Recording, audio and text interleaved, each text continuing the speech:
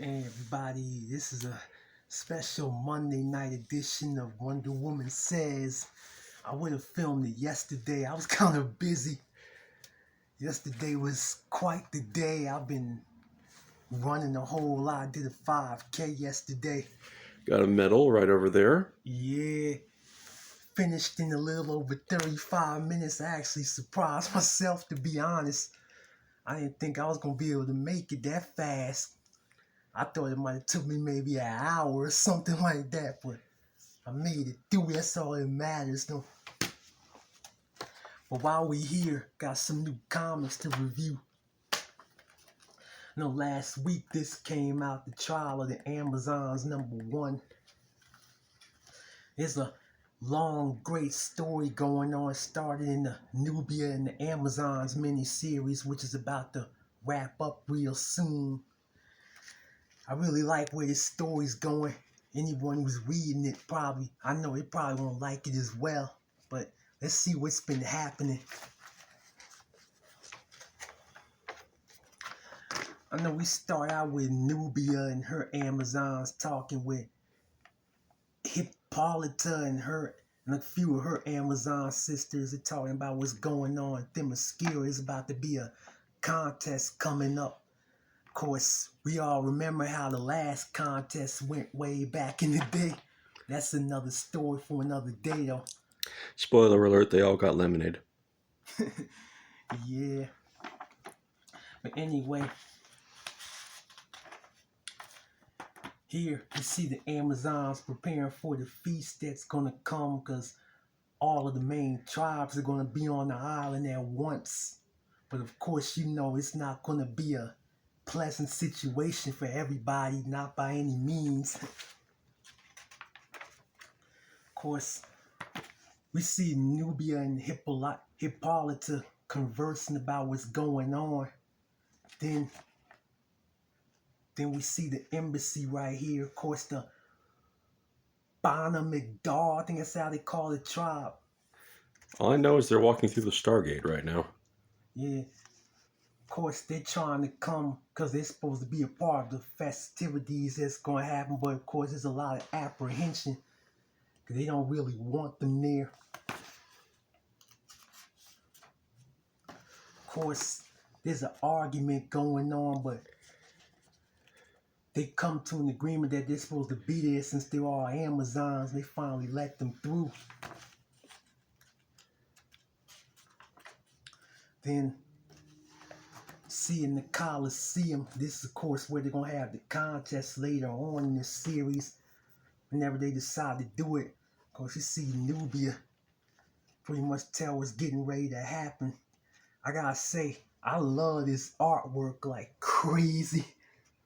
Like DC is really just on a roll here. I think it's probably the best DC Comics has ever looked in their whole history from what I could see of them.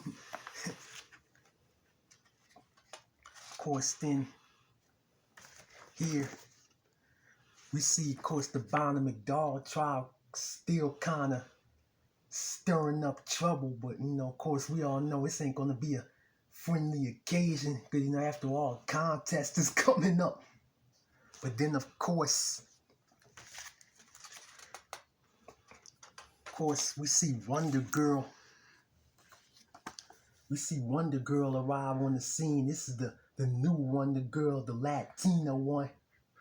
I don't really know much about her yet, but from what I could see here, she seems like a pretty interesting character. Of course, we're going to see her tribe here in the next page. Let's say this is really great artwork right here, too. Yep, they look like they're about to get crunk. Hell yeah. Actually, I just realized something. Go back to when that other tribe first arrived.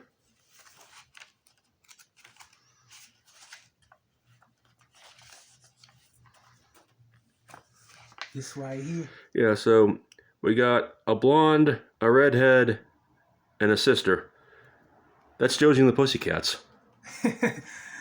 That's not exactly that's not the thought I got when I was reading it, but okay. I see where you're coming from on that. That's an interesting observation right there.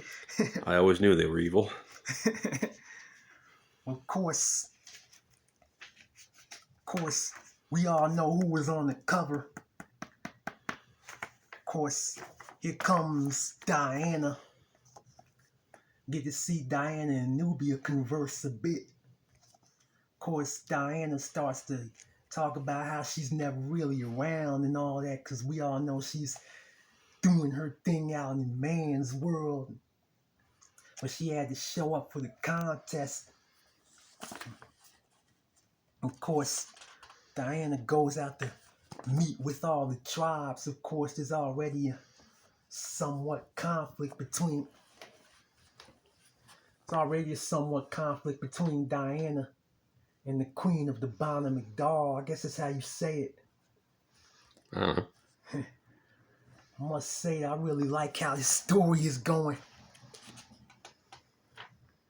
Then, of course, Diana and the Queen getting ready to fight until, of course, Nubia comes to get them ready for the festivities that's coming later that night.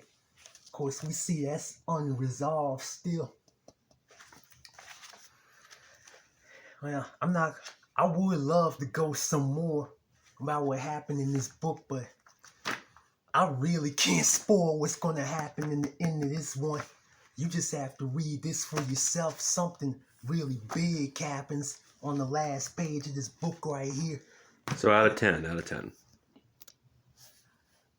Probably I think I have to give that a 9.5. I really love the artwork. I love the story. I love how they really spent some time at Themyscira, and you really get a feel for all the Amazons there. It's not just centered on Diana so much.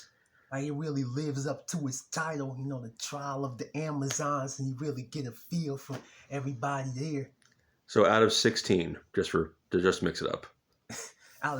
Okay, I guess I'll give it a 15.5 then out of 16, okay? All right, so what's our fur blast from the past today? Well, I know in the last episode we reviewed the first part of the Live, Free or Die storyline from 1998. Well, this is part 2 of that very story, Captain America number 8 from 1998. Of course, I really wish Marvel still did this. They gave you some background of who the people are and what's been going on. This is really informative for people that either couldn't catch the last issue or don't know what's going on. Yeah, back when they still wanted new readers. Yeah. Well, we open up to a really interesting scene. I guess you could say Captain America is narrating it. It's showing the concentration camps. You're led to believe this is how it was in World War II, but the next page offers a big twist.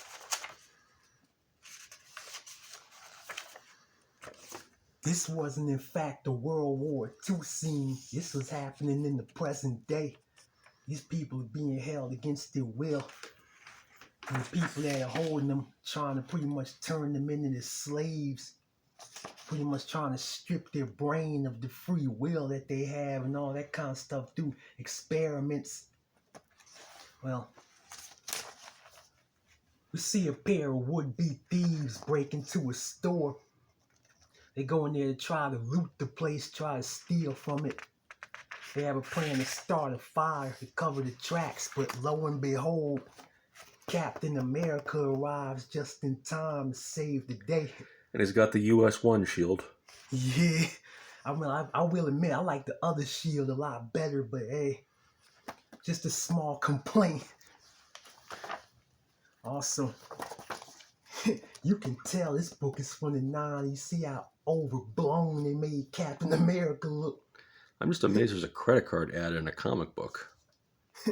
Yeah, it's back when Marvel was kind of desperate to get their name on merchandise, and outside of comic books, of course, they don't have that problem now. Of course, they never made the obvious leap of putting out the Marvel flamethrower. The kids would love it. Yeah. Of course, Captain America battles the thieves in the burning store. Needless to say, Captain America makes quick work of them. The fire department shows up to help put out the flames and arrest the perp, so to speak. But then Captain America receives a distress call from Warbird, who we better know as Captain Marvel, aka Carol Danvers. Honestly, I like that costume a lot better than her other one. Oh yeah, I love it too. Think it fits her to a T. I almost wish they could have let her use it for the movie, but we know why they didn't. Now, of course, Warbird was captured at the end of part one of this story. Now Warbird's kind of trying to fend for herself, but when she could have called like the whole Avengers to come help her out, she only called Captain America because she's kind of trying to impress him, trying to show him that, you know, she belongs. Of course, when Captain America finally does arrive to help,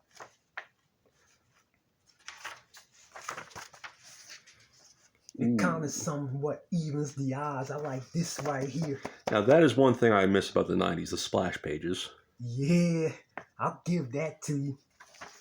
Yeah, 'cause comic books is kind of still in a strange time period at this time. Of course, this story is unaffected by it, thankfully. Of course, Captain America comes to provide all the help he can to Warbird. Of course, all throughout the battle, though, you see Captain America start getting angry with Warbird because he wonders why she didn't call for more help, and now they're pretty much grossly outnumbered against all them aliens. Of course, the battle rages on, even though Warbird thinks they can take them on by themselves, just the two of them. Of course, we come to see the battle rages on. Seems like Captain America's doing all he can to help, but then, of course, he's still being confronted by this big alien monster that's pretty much like exhausting him of all his strength and all his power, even though he's doing all he can to stay in the fight. As you do. Yeah. Of course, Captain America and the monsters still fight on, because Captain America knows a whole lot of people's lives are at stake here. They gotta free all them people too. Right, just look at the position he's punching in, though. Oh yeah. He's a Captain America mean business here. No judgment. Did Rob Liefeld draw this? Let me take a look.